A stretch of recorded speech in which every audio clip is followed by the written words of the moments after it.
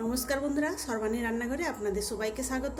বন্ধুরা, আজকে আমি চলে এসেছি কাঁচা আমের ভীষণ মুখরোচক একটা রেসিপি নিয়ে। আপনারা তো এই আমের সিজনে অনেক আচারই বানিয়ে নিলেন, তো একবার এইভাবে কাঁচা আম দিয়ে ভীষণ মুখরোচক মশলাদার লাচ্ছা আচার রেসিপিটা বানিয়ে নিতে পারেন। খেতে দারুণ হয়েছে, আর একবার বানিয়ে আপনারা বছর জুড়ে সংরক্ষণ করেও রেখে দিতে পারেন। আমি আজকে কিভাবে এই লাচ্ছা আচার রেসিপিটা বানিয়ে নিলাম, আপনারা ভিডিওটা প্রথম থেকে শেষ পর্যন্ত দেখতে থাকুন। ভালো লাগলে একটা লাইক দেবেন, সেই সঙ্গে যদি নতুন বন্ধুরা এসে থাকেন অবশ্যই আমার চ্যানেলটিকে সাবস্ক্রাইব করে আমার পাশে থাকার অনুরোধ রইল। আজকের আচারের জন্য এখানে নিয়েছি কয়েকটি কাঁচা আম। প্রথমে এই কাঁচা আমের খোসাটাকে পরিষ্কার করে ছাড়িয়ে নিতে হবে। এখানে আমি 4টে আমের খোসাটা পরিষ্কার করে ছাড়িয়ে নিয়ে জলে ডুবিয়ে রেখেছি 10 মিনিট। তবে জলটা এখানে দেওয়া রয়েছে লবণ জল। দেখুন লবণ জলে দেওয়ার ফলে কতটা কষ বেরিয়েছে। এখন এই আমগুলো জল থেকে ছেঁকে তুলে নিতে হবে। আমগুলো জল থেকে ছেঁকে তুলে নিয়েছি, এবার এই আমগুলোকে কেটে নেব। দেখুন বন্ধুরা, আমগুলোকে এইভাবে কেটে নিতে হবে। আমি আমগুলো কিভাবে কেটে নিলাম আপনাদের দেখিয়ে দিচ্ছি।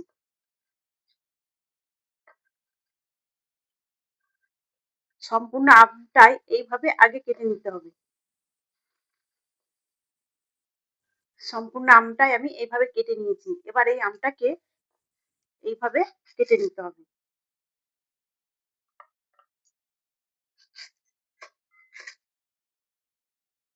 তাহলে বন্ধুরা দেখে বুঝতে পারছেন আমি কিভাবে আমটা কেটে নিয়েছি। সব আমগুলোই আমি এইভাবে কেটে নেব। এখানে আমি সব কটা আমি এইভাবে কেটে নিয়েছি, তবে এখানে আমি আমার প্রয়োজন অনুযায়ী 600 গ্রাম আম এইভাবে কেটে নিয়েছি। এখন এই কেটে রাখা আমের মধ্যে আমি দিয়ে দেবো চিনি, আর এখানে 600 গ্রাম আমের জন্য দিয়েছি 400 গ্রাম চিনি। তবে আপনারা আপনাদের মতো করে চিনির পরিমাণটা বাড়িয়ে কমিয়ে দেবেন। এখন দিয়ে দিলাম পরিমাণ মতো লবণ। তবে আম যদি বেশি টক হয় তাহলে কিন্তু লবণটা একটু বেশি দিতে হবে। এখন লবণ আর চিনিটা আলতো হাতে আমের সঙ্গে মিশিয়ে নিতে হবে। তবে আমি এখনো পর্যন্ত এর মধ্যে জল দিইনি, আর জল দিতেও লাগবে না, কেননা এই চিনি মাখিয়ে আমটাকে এইভাবে 10 মিনিট রেখে দিলেই চিনিটা গলে গিয়ে অনেকটাই জল বেরিয়ে যাবে। 10 মিনিট এইভাবে চিনি মাখিয়ে আমটাকে রেখে দেব। ততক্ষণে একটা গুঁড়ো মশলা রেডি করে নেব। আর গুঁড়ো মশলাটা তৈরি করার জন্য এখানে নিয়েছি একটা শুকনো লঙ্কা, 4 চামচের 1 চামচ 5 ফোড়ন, আর নিয়েছি 2টো ছোট এলাচ। এই মশলাটাকে ড্রাই রোস্ট করে আমি গুঁড়ো করে নিয়ে আসছি। আমি মশলাটাকে ড্রাই রোস্ট করে এইভাবে গুঁড়ো করে নিয়েছি। আর এদিকে আমটাও দেখুন 10 মিনিট চিনি মাখিয়ে রাখার ফলে কতটাই জল বেরিয়েছে। আমি এখন এই আমটাকে একটা কড়াইয়ের মধ্যে দিয়ে দেব। এখন এবার গ্যাসটাকে আমি অন করে দিয়েছি। হাই ফ্লেমে রেখে এটাকে আমি এখন নাড়াচাড়া করব না, এই অবস্থায় রেখে দেব যতক্ষণ না পর্যন্ত এটা ফুটতে শুরু করেছে। দেখুন বন্ধুরা, এখানে আমটা খুব সুন্দরভাবে ফুটে উঠেছে। এখন এবার আলতো হাতে আমি একটু মাঝে মাঝে নাড়াচাড়া করে দেব।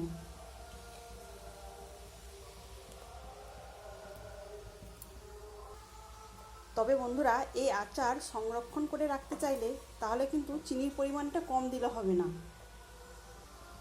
চিনির পরিমাণটা বাড়িয়েই এই আচারটা তৈরি করতে হবে, তা নাহলে কিন্তু আচারের মধ্যে ছত্রাক বাসা বাঁধবে, তখন কিন্তু সেটা খাওয়ার আর উপযোগী থাকবে না।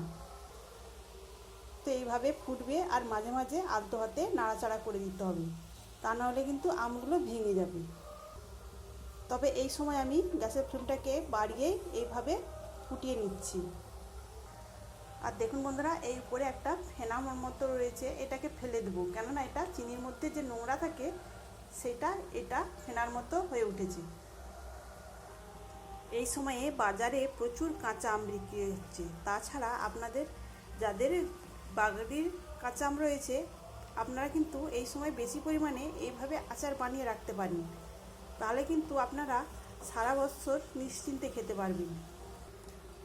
দেখুন বন্ধুরা, এখানে চিনি শিরাটা অনেকটাই কমে গিয়েছে। এই সময় একটু ঘন ঘন এটাকে নাড়িয়ে চাড়িয়ে দিতে হবে, তা নাহলে কিন্তু তলার দিকটা লেগে যাবে। তবে আলতো হাতেই নাড়িয়ে চাড়িয়ে দিতে হবে। আচারটা অনেকটাই ঘন হয়ে এসেছে। আমি এখন সেই গুঁড়ো করে রাখা মশলাটা এর মধ্যে দিয়ে দেব।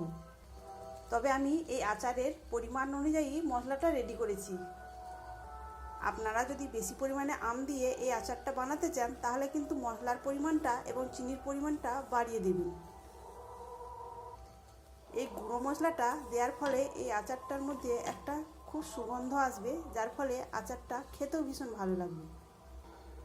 আজকের এই আচারটা আমি সংরক্ষণ করে রাখবো, সেই জন্য আমি এখন এর মধ্যে দিয়ে দেব 1 চিপি ভিনিগার। এই ভিনিগারটা দিলে এই আচারটা নষ্ট হবে না। ভিনিগারটা দিয়ে আমি সম্পূর্ণ আমটার সঙ্গে ভালো করে মিশিয়ে দিব। আর আচারটা কালারের জন্য এখন একটু কাশ্মীরি লঙ্কার গুঁড়ো দিলাম। কাশ্মীরি লঙ্কার গুঁড়োটা দিয়ে আবারও ভালো করে মিশিয়ে নেব নেড়ে চেড়ে। তবে সবসময়ই নাড়তে হবে আলতো হাতে। এখানে দেখুন বন্ধুরা, আমের মধ্যে চিনি শিরাটা ঢুকে গিয়ে কতটা স্বচ্ছ দেখাচ্ছে। এখানে আচারটা আর আমি বেশি ফোটাবো না, কেননা এটা ঠান্ডা হলে এখানে অনেকটাই ঘন হয়ে যাবে। এই অবস্থায় আমি গ্যাসটাকে অফ করে দেব। তাহলে বন্ধুরা, এই কাঁচা আম থাকতে থাকতে আপনারা বেশি পরিমাণে এইরকম আমের আচার বানিয়ে নিতে পারেন। আর বন্ধুরা, আজকের এই আমের আচারের রেসিপি আপনাদের কেমন লাগলো অবশ্যই কমেন্ট করে জানাবেন। দেখুন বন্ধুরা, আমগুলো গোটা গোটাই রয়েছে। এই আচারটাকে এবার ঠান্ডা করে আমি একটা কাঁচের বয়ামে ভরে রাখবো। তাহলে বন্ধুরা, আজকের রেসিপি আপনাদের কেমন লাগলো অবশ্যই কমেন্ট করে জানাবেন।